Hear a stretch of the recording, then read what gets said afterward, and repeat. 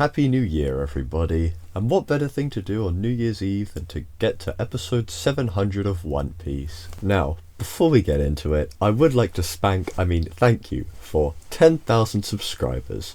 And for those of you who keep up with my channel, I have a couple of things to announce, so if you don't give two shit fruits about that, you can skip to this timestamp. Announcement number 1. I am planning on streaming more in the future. They'll be on YouTube and I'll be playing games and stuff, probably like Marvel Rivals or Phasmophobia, but someone did suggest Fortnite with viewers, which I think could be pretty fun, so I'm down for that. So yeah, keep an eye on your YouTube notifications. Announcement number 2. A Discord server was also suggested, so I made one.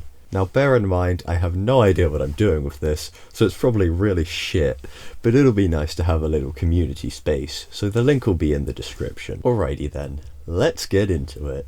So, since episode 600, I have seen the rest of Punk Hazard and over half of Dressrosa.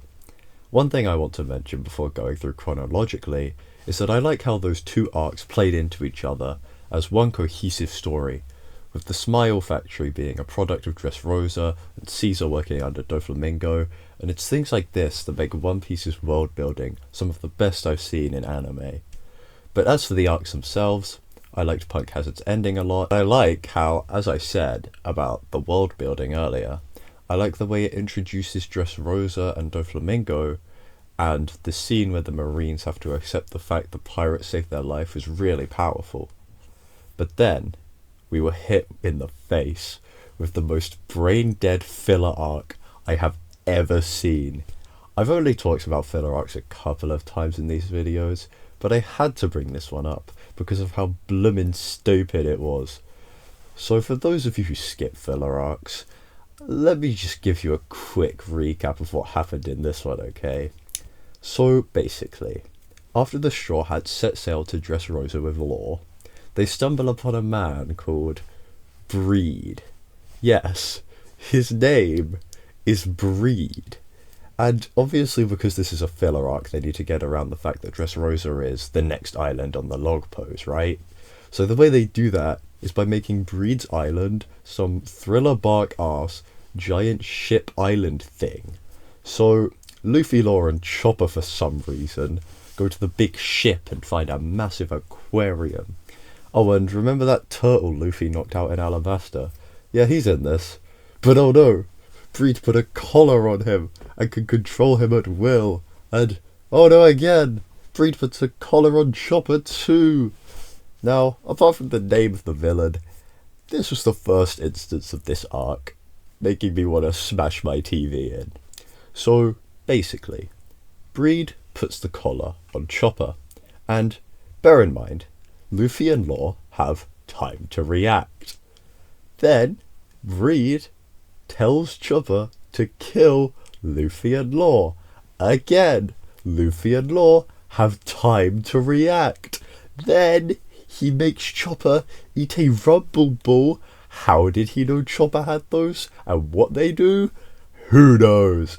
Anyways, Chopper turns into Big Reindeer Man. Again, Luffy and Law have time to react. And then Chopper starts walking towards Luffy and Law to attack them. And only once this happens, after all that time, Law only just decides to put up a room. But I guess we could look past all that because I'm sure he'll just dismember Breed, cut Chopper's collar off and dip, right? No, he doesn't even get the room off because Luffy grabs him all like, "No, don't, you'll hurt Chopper!" Like, bro, he's not gonna kill him, calm down, you dumb So, Breed obviously uses this as an opportunity to put Luffy and Law under his control. Oh, and also I forgot to mention, they only got onto Breed's ship because he took Caesar from them, and they want it back because they, have him captive or whatever. Anyway, Breed puts Luffy and Law in an epic battle arena, aka a circus, and commands them to fight to the death without the use of devil fruit abilities.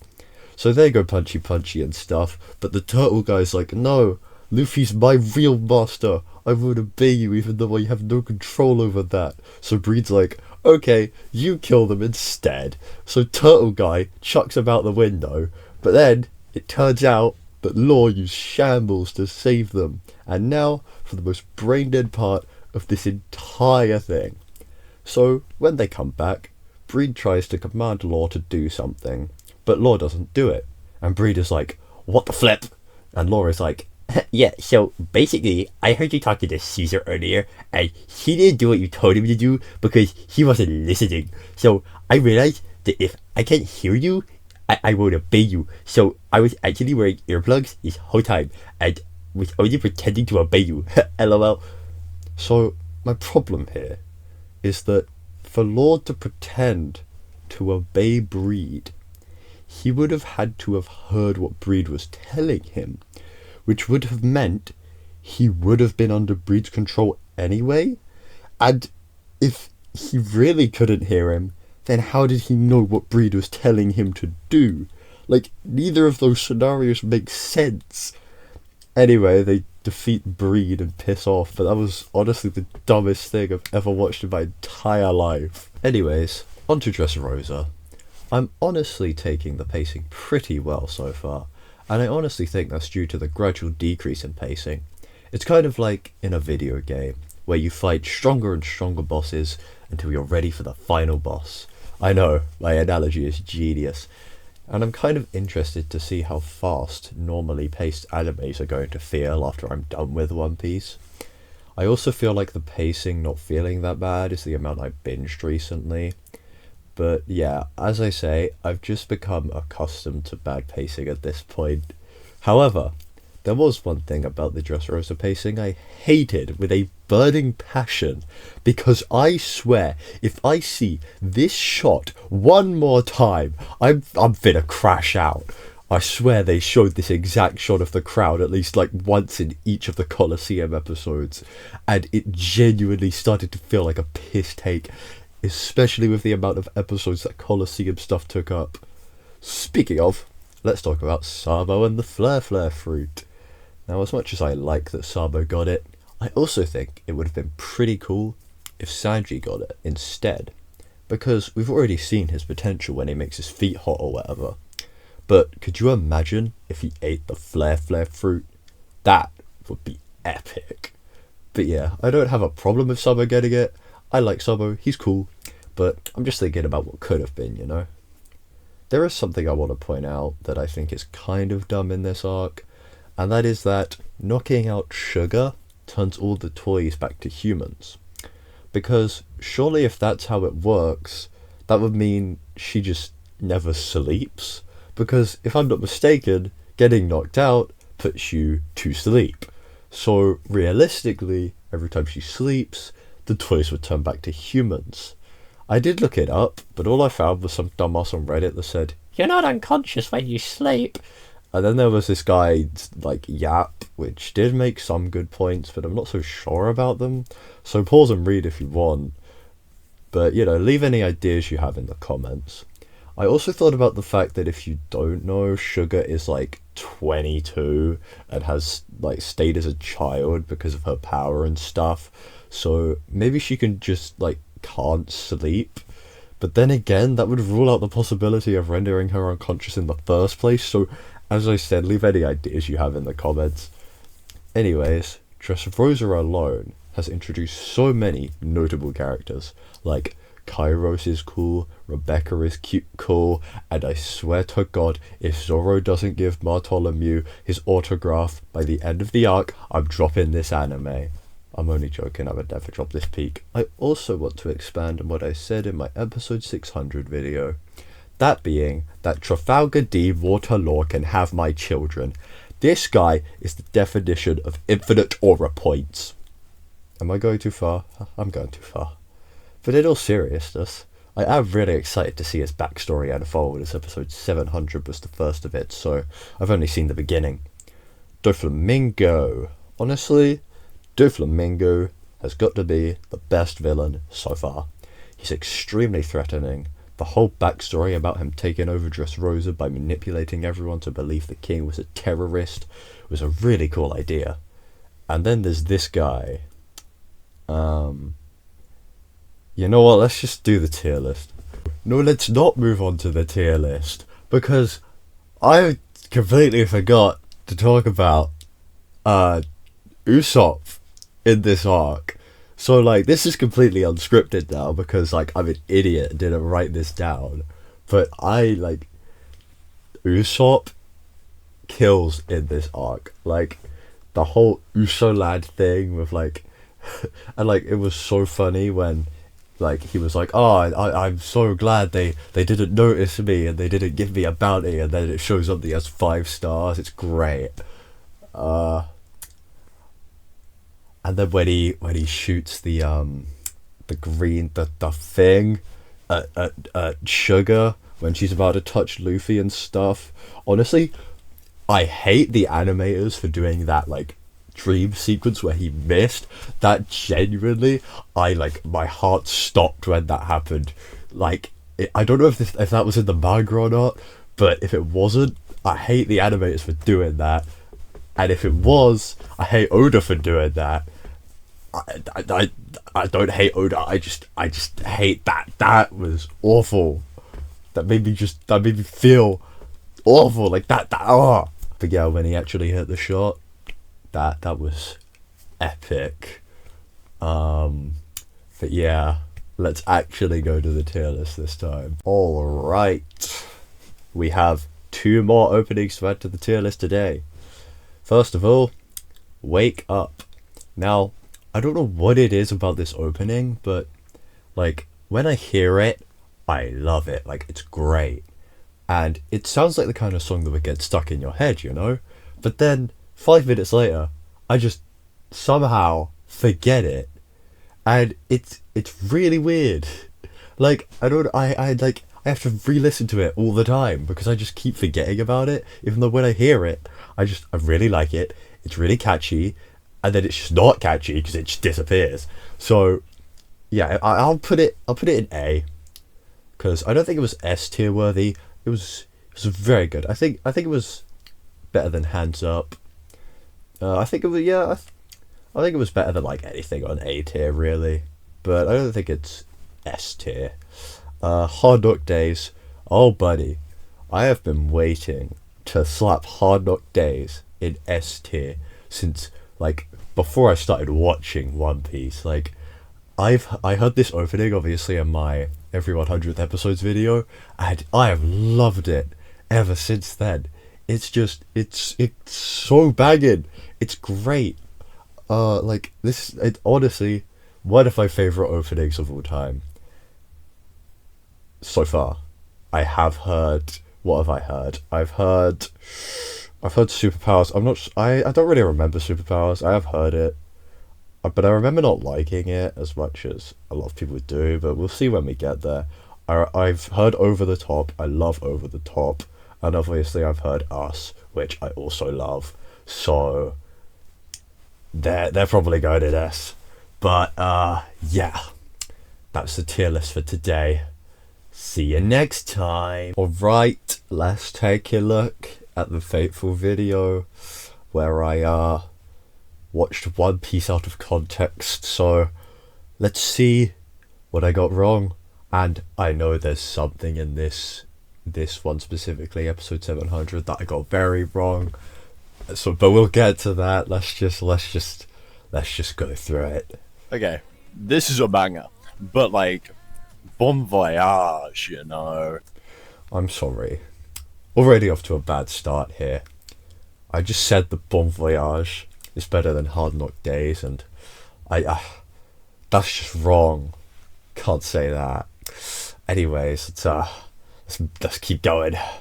Okay, yeah, this is great. Yeah, but Bon Voyage. No. I think this might be slightly better than Bon Voyage. Okay, yep, okay, I admit it. There you go. Sigma mindset, sorry. E.T. Luffy, a boy whose body became rubber after eating the gum-gum fruit. Jesus Christ, I get it. He became rubber after eating the gum-gum fruit. I understand. You said that every episode. I think I heard like that be explained in this video more than I've heard it while actually watching the anime, because obviously I skipped the recaps because I can't be asked to watch those. So that's kind of ironic that I heard it more in 12 episodes than I have in 700. Hey, Daddy! Where did all the slaves go? What? Huh? That's honestly still kind of crazy with context. There's no real explanation to like why he has slaves. Like he just kind of has slaves. Not sure why, just does. Like, who doesn't, you know? I'm joking. Oh no! All the Straw Hat people. He's defeated them, and they're laying on the floor, and He's defeated Luffy and Law, and they're laying on the floor. The rest of the Straw Hats are not there. explaining how he bought slaves as a kid or something, and now he's gonna kill them all. Oh shit! Ah. I can't control my body. It's moving on its own. Please. So now I've got some body controlling wizard magic going on. Why is there an elephant? Because, right, those elephants got turned into toys, right? And then they got turned out of toys because Sugar fell asleep.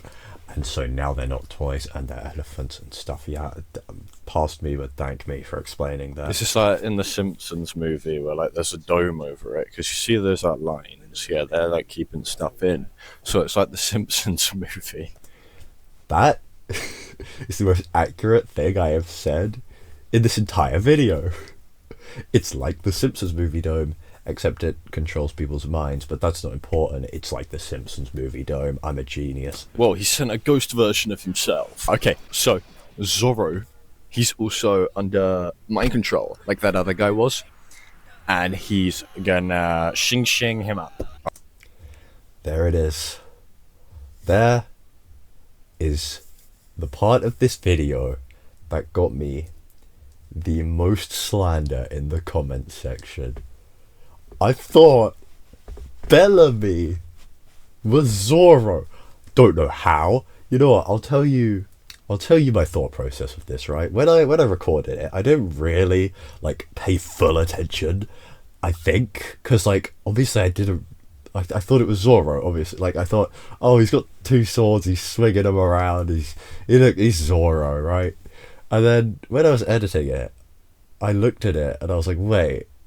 That don't look like Zoro.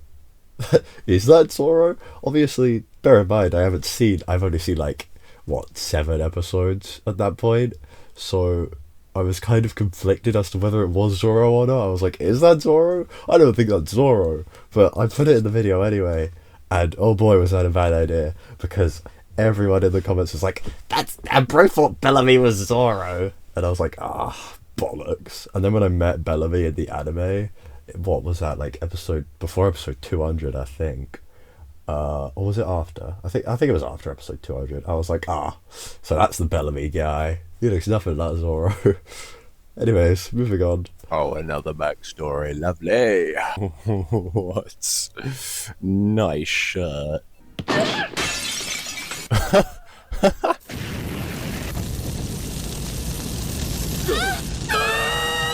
What?